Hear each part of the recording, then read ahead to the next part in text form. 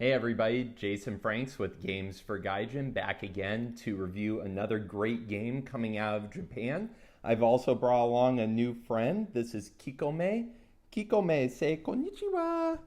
Konnichiwa.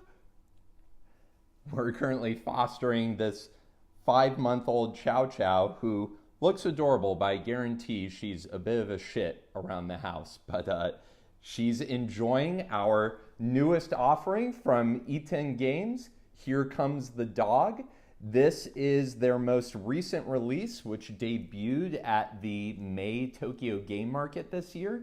It's for 4 players. It really only takes about 20 to 30 minutes to play. It's gorgeous, just like all of the games from Itten, and it's a lot of fun. I think we need to open this box up and see what Kikome thinks of Here Comes the Dog. Okay, so here's everything in the box for Here Comes the Dog. We've got English and Japanese instructions. We've got our villagers. We've got our pack of dogs. We've got our round counter die. We've got our 3 game dice. And we have our bonfire, which is surrounded by meat, charcoal, and fire, 3 different types of popsicle sticks. So clearly Itten Games has an affinity for popsicle sticks. This is now 3 of their 5 games that contain this type of board game component. But as always, in Here Comes the Dog, they're used in an entirely new and interesting way. So the premise behind Here Comes the Dog, it's up to 4 players. Each player has 3 lives, as denoted by the little villager meeples. And the goal is to tame as many dogs from this wild pack as possible. So the game has 5 rounds. You're either going to play all 5 of those rounds or play until somebody has lost all 3 of their villagers. Your turn is really simple. Essentially what you do is you choose to either collect resources from around the fire or trade your existing resources. So let's say I want to roll first. I rolled 2 charcoal and 1 fire.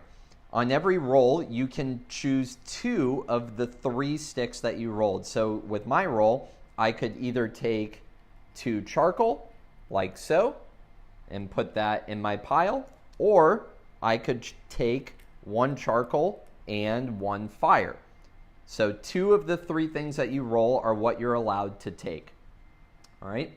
So I would take my resources, and then I would pass my turn, and the next player would roll, and they rolled 2 fire and 1 charcoal, so maybe they choose to take 2 of the fire sticks, like so, and put them in their pile, so on and so forth. So that's one of the things you can choose to do on your turn, is to roll the dice and pull from the fire. Your other option, which is detailed on this really handy quick reference card, is to exchange your resources. There are 3 resource exchanges you can do in this game. You can exchange 1 charcoal for 1 meat, you can exchange 1 fire for 2 meat, or you can exchange 1 fire for 2 charcoal. Those are your only 3 options for exchanging resources. So your turn can either be roll the dice and take new resources, or do a resource exchange. The round ends when one of 2 things happens. Either all of the meat resources are gone from the fire, or all of the charcoal resources are gone from the fire. So let's talk about those 2 scenarios. If all the meat resources are gone from the fire, you have what's called a feed event. For every 2 meat resources that you've been able to acquire over the course of the round, you can tame 1 dog. The dogs are your victory point. So you would cash in 2 meat resources for 1 dog, place it next to your villagers, and that's 1 victory point, 1 tamed dog. That's a feed event. However, if all the charcoal sticks are removed from around the fire first, you have what's called an assault event, in which case the fire goes out and all the wild dogs attack your villagers. So here's how you do an assault event. For every meat resource you've accrued during that round, so as an example, let's say I had 3 meat resources, and let's also say that I have 1 charcoal and 1 fire. So all the charcoal disappear from around the fire, and an assault event occurs. I end the round with 3 meat resources, 1 charcoal, and 1 fire. I am going to be attacked by as many dogs as I have meat resources. So in this case, 3 dogs would come to attack my villagers. You can fend off the dogs in one of 2 ways. You can either, much in the same way as the feed event, cash in 2 meat resources to fend off a dog, so that would be 1 dog fended off, or 1 fire and 1 charcoal to scare the dog away, so that would be another dog. Unfortunately, I don't have the right resources to fend off the 3rd dog, and so one of my villagers would faint. That's how an assault event goes. Once you have a fainted villager, that opens up 1 additional action option over the course of your turn. You can pay 2 meat resources in order to revive one of your villagers.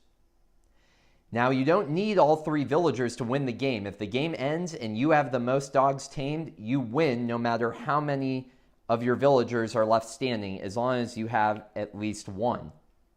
However, number of villagers left standing is the first tiebreaker. So if you and another player both have, say, 6 dogs tamed, the player with more villagers left alive is going to win the game. So they are the first tiebreaker. And again, you can use 2 meat resources to revive one of your villagers instead of saving them to tame or fend off an attacking dog. So that's really the extent of the core mechanic. There are 4 special events that can occur if you roll triples or 1 of each color. So if you roll 3 meat, you immediately go to a feed event halfway through the round. The round doesn't end, but you can immediately cash in to, a pair of meat resources to tame a dog. Likewise, if you roll 3 charcoal, you do an immediate assault event. The dogs attack you based on the number of meat resources you have. You can fend them off with a pair of meat resources or a charcoal and a fire resource. 3 fire resources, the fire at your camp burns out of control. Everybody has to return their fire resources back to the fire, and anybody who had more than 3 or more fire resources, and there are only 5 fire resources around the whole fire, but if you have 3 or more of those, then you lose 1 villager. So if triple fire rolls and you have 3 red popsicle sticks, you return them all to the fire and one of your villagers faints. So those are the 3 color events. Then we have the 1 of each color event, which is the theft event. And what that allows you to do is if you roll 1 of each color, you can steal 1 resource of any color from any other player. So if you roll 1 of each, rather than take resources from the fire, you steal 1 popsicle stick of your choice from 1 other player. So that can be nice if you see somebody's about to tame a bunch of dogs, or maybe you're about to be attacked and you need more fire resources. This is a good way to diversify your popsicle stick portfolio. And that's the extent of Here Comes the Dog. Grab resources from around the fire, try to feed some wild dogs to tame them for victory points, and hopefully don't get attacked too much and lose all of your villagers. Beautiful game, simple gameplay, really fun, 30-minute option for 2 to 4 players.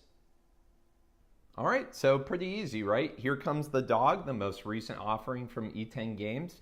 I'm a fan. It's just a really cool game, and I think it always deserves to be said. If you were to walk by this game sitting on a table, I mean, you just have to go up and ask what it is and how to play and who made it and what it's about, because it's just so attractive, it's so accessible, and just like all the games that have come out of Itten Games, it really redefines what you can put inside of a box to still classify as a board game, to still be compelling, and to still just be loads of fun. They always hit out of the park when it comes to originality and inventiveness with their board games. One of the nice things about Here Comes the Dog is inside you get a little collection of reference cards for all of their games. So we looked at Here Comes the Dog. I'll be bringing you a review of Tribe, hopefully sooner rather than later. It's sitting on my shelf over there. I just need to get some good footage of people playing it, and I'll put a video up of that. Then we have the great two-player game Hatsuden. I don't own this, but a few of my friends do, and this is hands down, I think, my favorite two-player game. We have Ponkotsu Factory, which is a play on Scrabble and kind of the speed of Taboo, so this one's a real riot. And then the ever popular, ever famous, and ever hard to find initial offering from Itten Games, Tokyo Highway. So I hope to eventually bring you reviews for all of these games, and I hope you enjoyed a look at the newest one that still isn't available in stores, but I think will be soon. Here Comes the Dog from Itten Games.